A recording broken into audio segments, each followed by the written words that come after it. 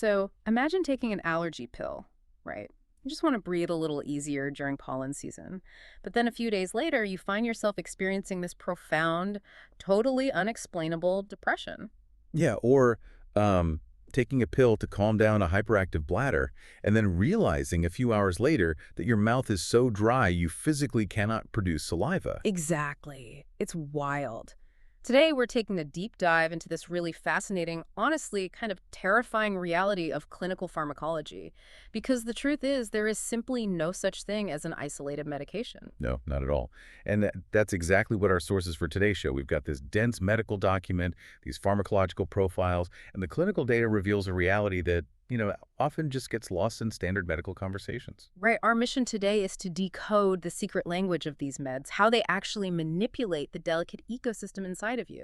Because, when you're prescribed a medication, it has a primary mission, right? An indication. Right. But the secondary effects, those physiological ripples that the drug causes, they show us that we aren't operating on some simple machine where you can just, swap out a single broken part. It's a highly integrated network.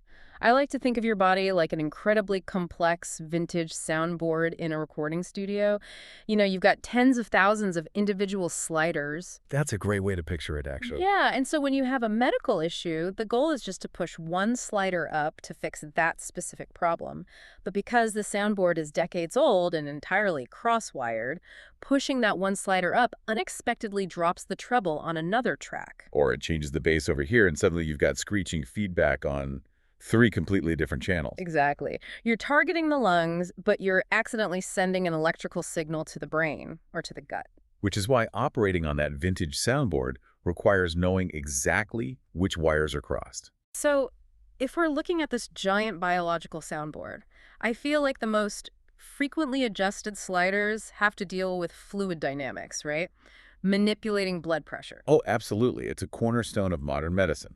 Right, so that brings us to what I'll call the diuretic dilemma, specifically looking at a drug like furosemide, which most people know as Lasix. Yeah, a very common loop diuretic. And the clinical goal there is pretty straightforward. If a patient has heart failure, their body is retaining excess fluid, so furosemide just forces the kidneys to dump it. Right, you're just bailing water out of a sinking boat. Exactly. And I always figured diuretics just acted like a sponge, just squeezing water out of the blood. But looking at the pharmacological breakdown, they are basically indiscriminately throwing out vital supplies while they bail that water. Specifically potassium, yeah. Yeah, potassium. Why is potassium the main casualty when you're just trying to remove water? Well, it's because the kidneys don't actually filter water directly. Wait, really? No, they filter sodium. Furosemide works by inhibiting the reabsorption of sodium and chloride in the renal loops. And in human biology, water aggressively follows sodium. Oh, so if you force the sodium out into the bladder, the water just gets dragged right along with it. Exactly. But the catch is that the cellular pumps responsible for moving that sodium, they're physically linked to potassium. You literally cannot flush the sodium without sweeping the potassium out the exact same physiological door. Wow. Which leads to hypokalemia, right? Dangerously low potassium. Yeah, and that's a huge problem. I noticed the clinical guidelines are absolutely obsessed with pushing potassium-rich foods or supplements onto these patients, and they highlight severe muscle cramping as an early warning sign. Because potassium isn't just, a standard vitamin. It is the fundamental electrical currency of the body. Electrical currency. Yeah. Your heart beats and your skeletal muscles contract because of this highly precise millisecond by millisecond exchange of sodium and potassium across cellular membranes. So when furosemide flushes out that potassium, the electrical currency just plummets. Right. And without it, the heart's rhythm becomes violently unstable. The skeletal muscles literally seize up and cramp because they can't complete their electrical firing sequence. Okay, so this is where I get confused looking at the sources. If a patient's heart is starving for potassium, right, and starting to become unstable, the obvious medical response would be to replace it quickly. You would think so, yeah. But the clinical data slaps this massive red flag on potassium chloride supplements.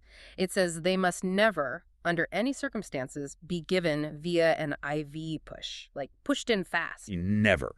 That is a lethal mistake. But why?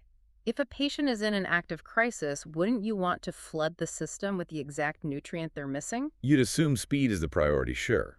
But flooding the system is exactly what causes cardiac arrest. Wait, really? Yeah. Think of the heart's electrical system like a metronome. Potassium is the chemical that resets the heart muscle for the next beat. It brings the electrical charge back to baseline. So if you take a syringe of concentrated potassium and push it directly into a vein all at once, you hit the heart with a massive wall of electrical reset. Oh, wow. You depolarize every single cardiac cell simultaneously. The metronome doesn't just speed up, it shatters, the heart stops, and it cannot restart. That is terrifying. So you have to like drip feed it incredibly slowly on an infusion pump to let the metronome catch up. Exactly, usually not exceeding 10 milliequivalents an hour. So bailing the fluid loses the potassium, and replacing the potassium is basically like handling liquid dynamite. It is a massive balancing act. But the pharmacological data outlines this brilliant workaround. If furosemide drains potassium, we have other tools like spironolactone that do the exact opposite, right? Right, the potassium-sparing diuretics. How do those work? So spironolactone targets a completely different mechanism further down in the kidneys. It blocks a specific hormone called aldosterone.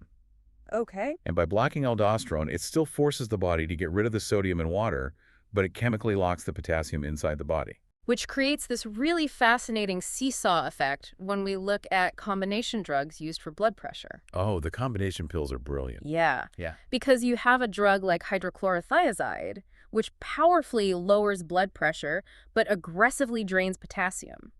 But then you pair it with lisinopril, which is an ACE inhibitor that lowers blood pressure.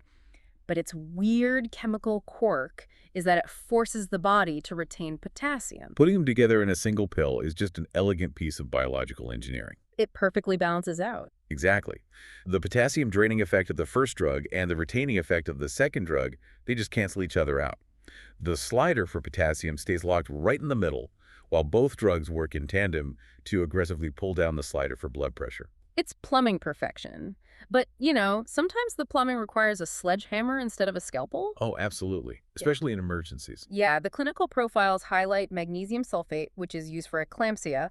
That involves life-threatening seizures during pregnancy, right? Yes, very severe situations. And magnesium sulfate isn't just a minor adjustment. It acts as a heavy-duty central nervous system depressant. It functions as the ultimate system-wide dimmer switch. Yeah. It dramatically slows down nerve conduction and depresses muscle contractility to force the seizing brain and body to just calm down. The monitoring requirements for this in the text are intense. It emphasizes constantly checking the patient's deep tendon reflexes and monitoring the breathing. Right, the patellar reflexes are a key indicator. And it says if their respiration rate drops below 12 breaths per minute, you have to immediately deploy the antidote, which is calcium gluconate. Yes. You're literally using base elements from the periodic table to fight over the body's control switches. Because magnesium and calcium physically compete for the exact same cellular receptors. Oh, really? Yeah, if the magnesium slider gets pushed so high that the brain basically forgets to tell the lungs to expand and breathe, you flood the bloodstream with calcium. And the calcium just kicks it out. Exactly. The calcium violently kicks the magnesium off the receptors, and the nervous system jolts back awake. That is wild. So manipulating blood volume and electrical currency is this delicate balancing act. But what happens when we look at how the body actually oxygenates that blood? The respiratory system. Yeah, the lungs present a totally different challenge for our soundboard. We're moving from fluid dynamics to immediate airway constriction and like long-term tissue inflammation. And the respiratory system forces us to divide our interventions into two very strict categories: rescue and rebuilding. Right. Mixing up those two categories is where we see catastrophic clinical failures. And the data draws a massive, bold line between a drug like albuterol and a drug like salmeterol. Yes, crucial distinction. Because albuterol is the emergency RIC. It's a short-acting beta-2 agonist. When someone's having an acute asthma attack and their airways are spasming shut, albuterol forcefully relaxes the smooth muscles almost instantly. Right. It forces the airways open on contact. It provides that immediate oxygenation you need to survive a severe bronchospasm. But then there's this terrifying historical note in the clinical data regarding salmeterol. It actually carried a black box warning for asthma-related deaths. Yes, it did. My first thought looking at that was, well, the drug itself must be heavily toxic or causing some sort of fatal allergic reaction in the lungs. You'd assume toxicity, yeah. But it's actually an issue of pharmacology crashing into human panic. How so? Salmeterol is a long-acting bronchodilator. Its molecular structure is designed to bind to the receptors slowly and stay there for 12 hours. It's for all-day maintenance. Okay, so it takes a while to kick in. It takes a significant amount of time to actually initiate the relaxation of the airway. Oh, so the deaths weren't a chemical poisoning at all? No. They happened because patients experiencing an acute asthma attack, which is a terrifying, suffocating event, by the way, Of course. they were mistakenly reaching for their salmeterol inhaler instead of their albuterol. Yeah. They inhaled it, felt absolutely no immediate relief, panicked, and inhaled more. But it physically cannot work fast enough to stop an active spasm? Exactly. The airway is completely closed. This is why the guidelines now strictly dictate that long-acting bronchodilators must never be used for acute attacks. And they must always be paired with an inhaled corticosteroid, right, to treat the underlying inflammation. Right, like fluticasone. But the inhaled corticosteroids, like fluticasone or budesonide, they introduce a really visceral example of collateral damage. Oh, it's the thrush. Yes.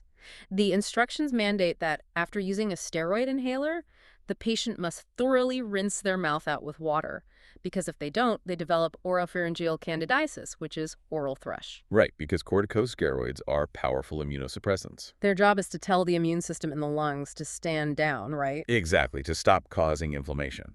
But as the aerosolized steroid passes through the mouth and throat, it settles on those tissues too. So you're accidentally putting the localized immune system in your mouth to sleep? You are. And the natural yeast that normally lives in your mouth, which your immune system usually keeps in check, suddenly has no predators. And it just rapidly multiplies. That's so gross but fascinating. You fixed the oxygenation issue in the lungs, but you completely altered the microscopic flora of your own throat. It's the vintage soundboard again. The slider for lung inflammation went down, but the slider for fungal growth in the mouth shot straight up. But I think the most jarring collateral damage in the respiratory data is a drug called montelukast. Ah, singular. Right. It's an asthma and allergy pill. Its entire purpose is to help your lungs breathe easier. But the side effects explicitly list severe neuropsychiatric events. Yes, they do. Sudden mood changes, vivid nightmares, suicidal ideation. How on earth does fixing lung inflammation rewrite your brain chemistry? To understand that, you have to look at the specific chemical messenger it targets, which are leukotrienes. Okay, what are leukotrienes? They're inflammatory chemicals released by the immune system that cause your airways to swell up and produce heavy mucus during an allergic reaction. So blocking them seems like the perfect solution for asthma. And it is highly effective for the lungs. But leukotrienes are not exclusive to the respiratory system. They're a systemic part of your body's overarching immune signaling network. Right. And montelukast is systemic. You swallow it, it enters the bloodstream. And because of its molecular size and properties, it can actually cross the blood-brain barrier. Oh, wow. Yeah, so once inside the brain, altering those inflammatory leukotriene pathways inadvertently disrupts neurotransmitter activity. Leading to a profound shift in mood and emotional stability. Exactly. It is the ultimate proof that human biology does not respect the arbitrary boundaries we've drawn between, like, the lungs and the brain. Not at all. So we've been talking about optimizing the body's daily functions, tweaking fluid, opening airways. But clinical pharmacology also deals with outright cellular eradication. Chemotherapy. Yeah. When we look at the chemo profiles, we are stepping into a completely different paradigm. We move from maintenance to destruction. The goal of traditional chemotherapy is not to balance a system. It's to introduce a chemical weapon designed to eradicate a threat that is constructed out of your own biological material. And the mechanisms of action for these oncology drugs are just brutal. Like doxorubicin, the clinical definition says it intercalates into the DNA. Which sounds very technical. Yeah, and when I first read that, I imagined the drug just acting like a wrecking ball. You know, just smashing the cancer cell to pieces. It's actually far more insidious and precise than a wrecking ball. Think of a strand of DNA like a zipper. Okay. For a cell to divide and multiply, it has to unzip that DNA to copy the genetic code. Doxorubicin physically wedges its own molecules right between the base pairs of the DNA. It shoves a microscopic rock into the teeth of the zipper. Exactly. When the cancer cell tries to unzip to replicate, it hits the wedge, the zipper jams, the DNA strand breaks, and the cell initiates self-destruction. But the drug doesn't know the difference between a cancer cell trying to unzip its DNA and a healthy cell trying to unzip its DNA, does it? Precisely. It just targets rapid division. Cancer cells divide aggressively, sure, but so do the cells in your hair follicles, Right. and the mucous membranes lining your entire digestive tract, and the stem cells in your bone marrow. Which explains the devastating collateral damage. The total hair loss, the profound nausea as the stomach lining deteriorates, the collapse of the immune system. It's systemic toxicity. And these chemical weapons have incredibly bizarre, specific quirks, too. Like doxorubicin turns the patient's urine a vivid red-orange. Yes. And the profiles stress that this is medically harmless, but, I mean, if you don't warn the patient, they will absolutely assume their kidneys are hemorrhaging. Oh, without a doubt. It's terrifying if you don't know what's coming. And then you have cisplatin, which physically damages the acoustic nerves in the ears, causing severe ringing, while simultaneously attacking renal function.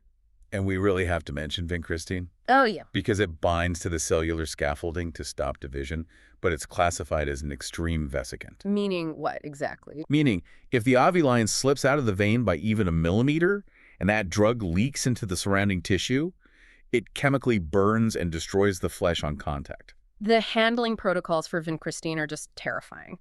The data states definitively that it is 100% fatal if it is accidentally injected into the spine.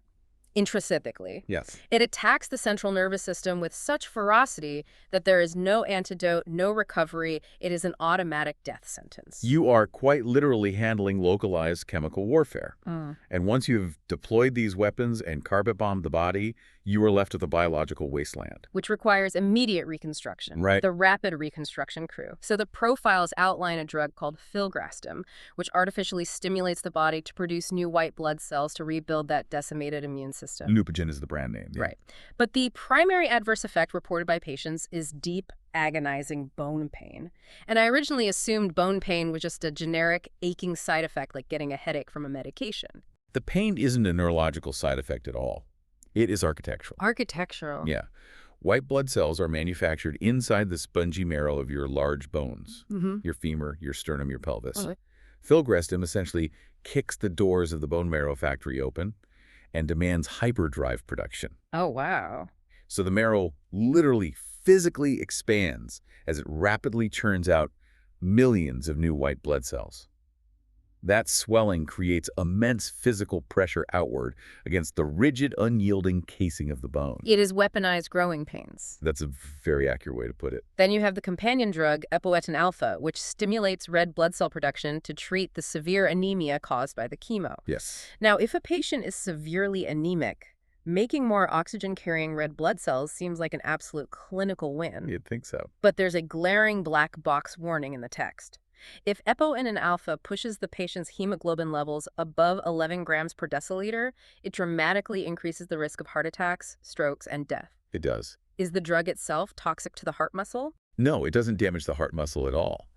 It alters the physical properties of the blood itself. Wait, how? Well, red blood cells are physical objects occupying space in the plasma.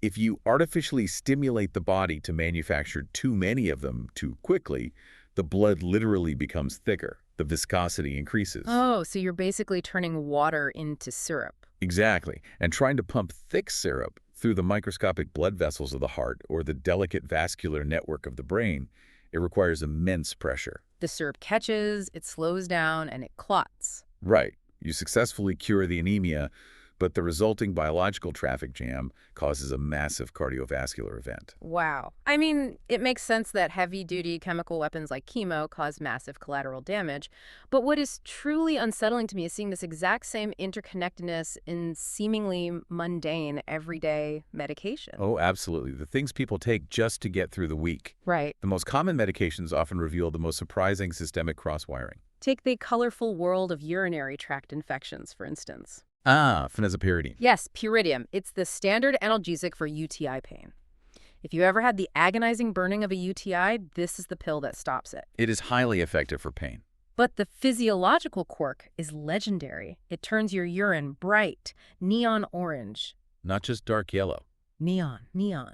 To the point where it will permanently stain clothing, and if you touch your eyes, it permanently stains your contact lenses. And there's a critical clinical point here that patients frequently misunderstand. What's that? Phenazopyridine is strictly a local anesthetic for the mucosal lining of the urinary tract. It numbs the plumbing, It possesses absolutely zero antimicrobial properties. So it does nothing to eradicate the underlying bacterial infection. Nothing at all. You're just cutting the wires to the fire alarm while the kitchen is still actively burning. You still need antibiotics. Exactly. Now, what about medications for overactive bladders, like oxybutynin? Patients take this because their bladder is constantly spasming, making them feel like they have to pee every 20 minutes. Right. Very common issue. The drug calms the bladder down. But the primary side effects listed are severe dry mouth, blurred vision, and debilitating constipation. Yes. When I first read that, I thought, is this drug just systematically dehydrating the entire body? You'd think it's a hydration issue, but it's actually an electrical one. Really? Yeah.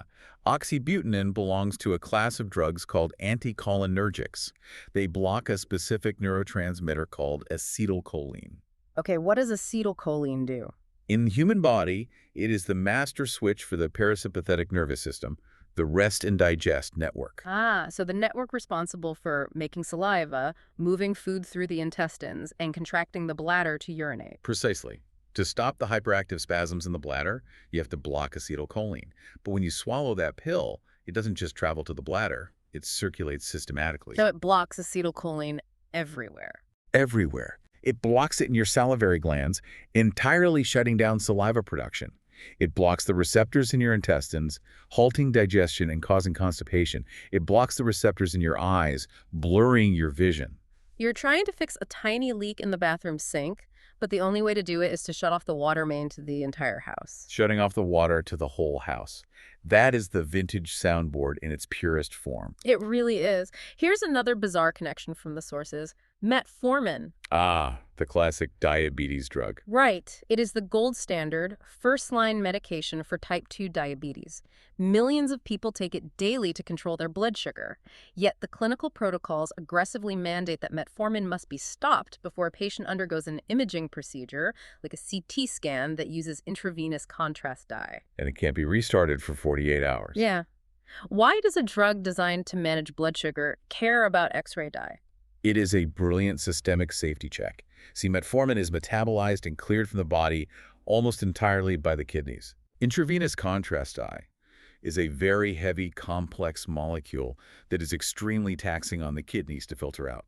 It can cause a temporary stunning of renal function. So if the kidneys are stunned by processing the dye, they just abruptly stop filtering out the metformin. Exactly. So the metformin just backs up in the bloodstream. It builds up to toxic levels, which can trigger a rare, life-threatening metabolic state called lactic acidosis. Oh. Yeah, the kidney's temporary inability to clear a completely unrelated imaging dye entirely dictates the administration of a daily blood sugar pill. That is unbelievable.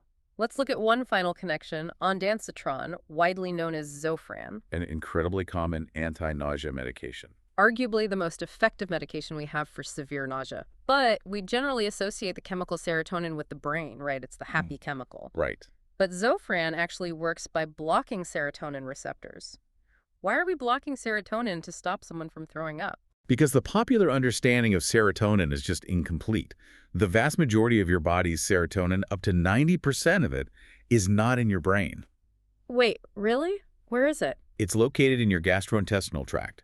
It regulates intestinal motility. Oh, I had no idea. Yeah. When the gut is severely irritated by chemotherapy or a vicious stomach virus, it violently releases a massive flood of serotonin. And what does that flood do? That flood hits the vagus nerve, sending a high-speed distress signal straight to the vomiting center in the brain. Zofran intercepts that signal by blocking the serotonin receptors down in the gut. But the heart is always listening in on the network, isn't it? Always. Because the pharmacological profiles issue this severe contraindication for giving Zofran to patients who have congenital long QT syndrome, which is an electrical anomaly in the heart. Yes, very dangerous. Because Zofran, while blocking serotonin in the gut, can inadvertently prolong that QT interval in the heart and trigger a fatal cardiac dysrhythmia. It can. You literally take a pill to stop throwing up, and it alters the delicate metronome of your heartbeat. The receptors are fundamentally shared across multiple organ systems. You cannot touch one without sending a vibration through the others. We've covered incredible ground today exploring these pharmacological profiles. We've seen the diuretic seesaw, where bailing fluid accidentally dumps the heart's electrical currency. We've seen how a pill designed to open your lungs can cross the blood-brain barrier and rewrite your emotional stability. We've examined the cellular wrecking balls of chemotherapy that turn urine neon red and thicken the blood into syrup. And we've realized that a simple pill to calm a leaky bladder physically shuts down your entire digestive tract. The data unequivocally proves that there's no such thing as a targeted, isolated chemical intervention. Every single medication is a systemic event. So for you listening, the next time you open a medicine cabinet, I want you to look at those little plastic bottles differently. You aren't just looking at a pill for your blood pressure or a quick puff to help your lungs. You are looking at a highly complex series of chemical levers, and every single time you pull one, you are pulling on the intricate, cross-wired web of your entire biological existence. And understanding that deep interconnectedness leaves us with a necessary, really lingering question. What's that? Well, we've seen today how an asthma drug can alter your mood, a nausea pill can change your heartbeat, and a bladder pill can dry out your mouth. Given this profound, undeniable whole-body reality, does our modern medical system, which divides doctors into strict, isolated specialties like pulmonology, cardiology, and psychiatry, actually make sense? That is a great point. Are we sometimes so hyper-focused on fixing our one designated system that we are completely ignoring the soundboard as a whole? When you push the slider up, you better check the feedback. Thanks for joining us on this deep dive.